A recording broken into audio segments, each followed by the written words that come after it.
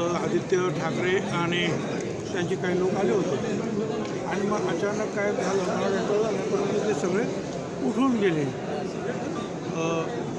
आतमध्ये नंतर बाहेर मला आपले जाधव साहेब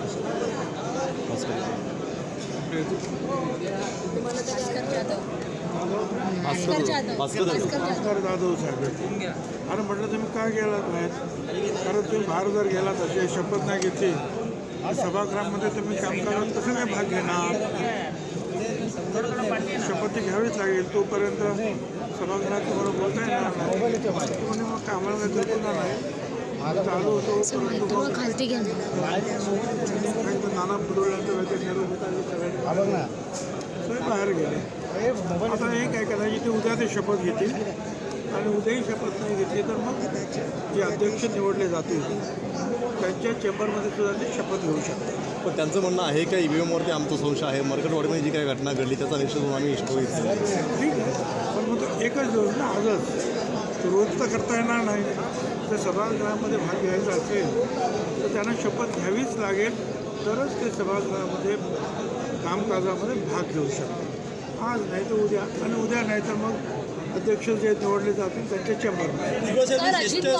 अशी घटना याच्यापूर्वी कधी झालेली आहे का आणि किती संविधानिक दृष्टीने किती योग्य वाटते तुम्हाला असा निर्णय मला घेतला? आता आठवत नाही आहे. मी 85 पासून या विधानभवनात आहे.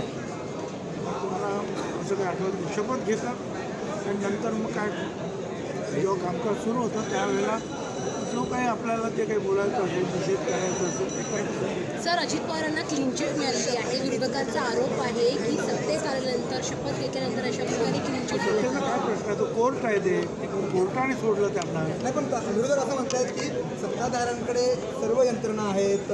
आरोप करणारे पण एकाच घरात आणि आरोप त्यांच्यावर ते पण एकाच घरात. समोर बघा विजय वडेट्टीवार असं म्हणतात सर्व यंत्रणा भाजपकडे आहे. भाजपच्या घरात गेल्यावरती स्वच्छ होतात बाहेर पडल्यावरती अस्वच्छ होतात असं विजय वडेट्टीवार म्हणतात. असं त्यांना वाटतंय पण ते खरं नाही. कोर्ट आहे आणि कोर्टाने त्यांना जर निर्णय दिला असेल तर त्यांना कोर्टेशन कसं काय तुम्ही घेऊ शकता. ते एखाद्या मंत्र्याने जर काय केलं असतं तर गोष्ट मंत्रिमंडळ विस्तार आणि खातेवाटप आणि मंत्रिमंडळ विस्तार सर्व सुरळीत पार पडेल असं वाटतंय का तुम्हाला? आणि काय अनेक खात्यांवरनं वाद आहेत किंवा हे बघा एक पक्षाचं सरकार असलं तरीसुद्धा आपापसामध्ये त्यांनी जे आमदार आहेत ते चढाओढ सुरू असतात त्यांची. आता हे 3 पक्षाचं सरकार आहे आणि सगळ्यांना सांभाळून घ्यावं लागणार आहे मुख्यमंत्र्यांना. त्यामुळे चर्चा करून हा प्रश्न लवकरच सुटेल.